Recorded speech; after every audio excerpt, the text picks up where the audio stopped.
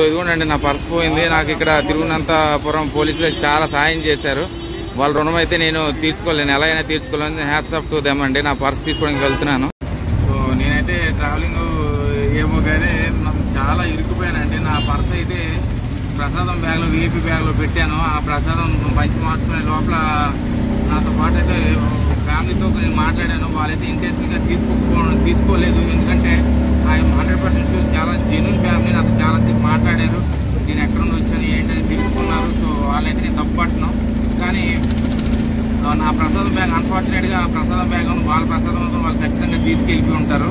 కానీ వాళ్ళ ఏ విధంగా తీసుకెళ్ళిపోయినా కూడా నా పర్స్ అయితే పోయిందంటే నా కార్డ్స్, నా ఏటీఎం కార్డ్స్, నా అన్ని రకాల కార్డులు, నా డాక్యుమెంట్స్ అన్నీ అందులోనే ఉన్నాయి.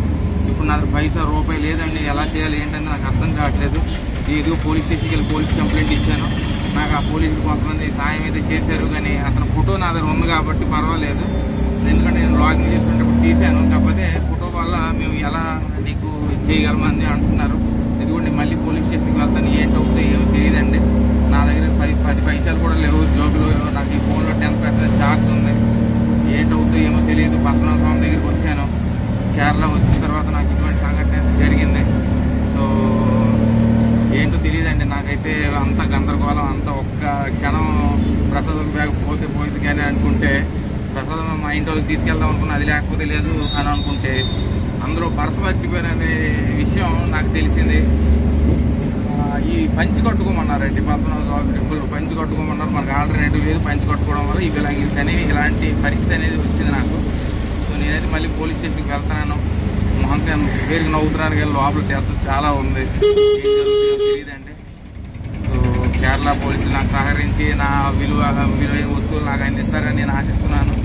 స్టేట్ ఉండండి. నేను ఏం జరుగుతుందని నాకు తెలియదు. అంత గందరగోళం ఉంది. 10% ఛార్జ్ ఉంది. బయట ఎక్కిరండి. సో నేపియర్ మ్యూజియం దగ్గర ఈ పోలీస్ స్టేషన్ వాళ్ళు నాకు చాలా హెల్ప్ చేశారండి. ఫైనల్గా అయితే ఇదిగోండి ఈ పోలీస్ స్టేషన్ దగ్గరే ఉన్నాను. చక్కగా నా పర్స్ అనేది నాకు అందించారు. మొత్తానికి నా పర్స్ అయితే నాకు దొరికింది. అందులో క్యాష్ నా కార్డ్స్ అన్నీ ఏవి పోలేదు. కాకపోతే నా ఆధార్ కార్డు అనేది నేను ఎక్కడో మిస్ప్లేస్ చేశాను. సో అదే తెలియదు. అది కాకుండా మిగతావన్నీ అయితే దొరికాయి. సో ఇదిగోండి మనోడే నాకు చక్కగా దింపాడండి. మీకు చాలా ఎక్కడో కూర్చొని ప్రశాంతంగా మీకు చెప్తాను. సో చూడండి చక్కగా నాకు పోలీస్ స్టేషన్ దగ్గర నుండి నేపియర్ మ్యూజియం వరకు ఇవన్నీ ట్రావెల్ చేస్తూ ఈ మనిషి చక్కగా. సో చూడండి అసలు నేను ఫస్ట్ టైం నా ఎంటైర్ కెరియర్లో నేను ఫస్ట్ టైం కంప్లైంట్ అనేది పోలీస్ స్టేషన్కి ఇవ్వడం అయితే జరిగింది. నేను అసలు నా పర్సు దొరకదా అనుకున్నాను. కానీ పోలీస్ వాళ్ళు వెంటనే స్పందించి నా పర్సన్ అయితే నాకు చేకూర్చారు. తీసుకున్న అతను కూడా ఖచ్చితంగా ఏదో ఒక టైంలో నా ప్రసాదం అనేది చూస్తాడు. చూసిన తర్వాత లోపల నా వ్యాలెట్ ఉంటుంది. ఆ వ్యాలెట్లో నా డ్రైవింగ్ లైసెన్స్, నా ఆధార్ కార్డులు ఇవన్నీ ఉంటాయి.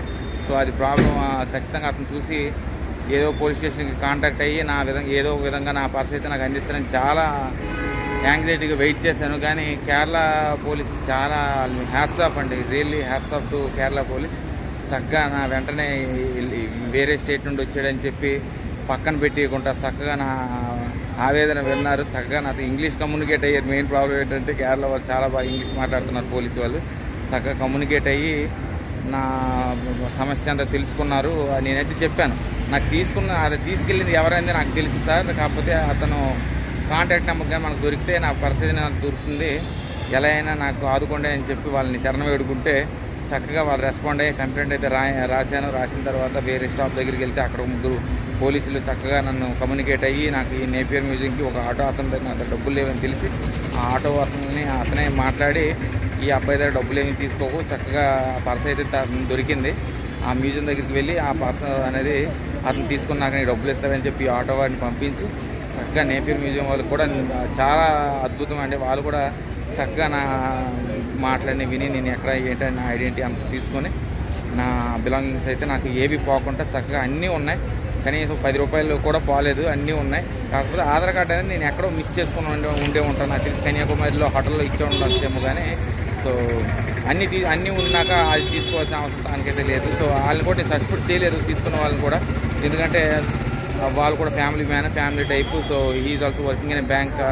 So I don't think he will do such kind of shit అని చెప్పేసి నేను కంప్లైంట్లు కూడా రాశాను. సో మొత్తానికైతే I really have to appreciate Kerala police. Hats off once again. నేను మీకు కేవలం మాటలనే కాక నా వ్లాగ్లో కూడా పెట్టుకొని చక్కగా మీకైతే నా అభినందనలు అయితే తెలియజేస్తున్నాను. చాలా థ్యాంక్స్ అండి. మీరు లేకపోతే ఈరోజు నా ట్రావెల్ ఏమయ్యేదో నాకు కూడా తెలియదు. So thank you very much to the Kerala police. I really appreciate standing beside me and taking so much of effort and getting back my belongings with all safety needed that has to be followed. చక్కగా నా అయితే నాకు అందించారండి. చాలా thanks అండి.